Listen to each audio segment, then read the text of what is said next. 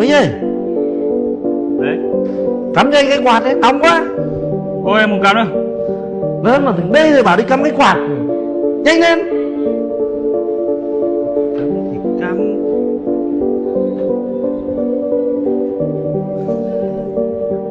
Mẹ bảo em đi cắm rồi.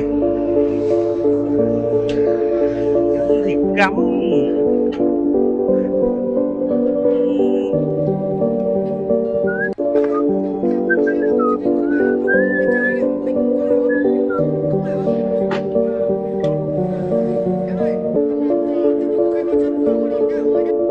Anh Hùng ơi, Ơi, em đi cắm rồi đấy. Mà ở ngay đầu xóm này có được 230 rồi chứ. cái gì thế này? Hóa đơn cắm quạt. Ui giời, Vinh ơi, tao lại này.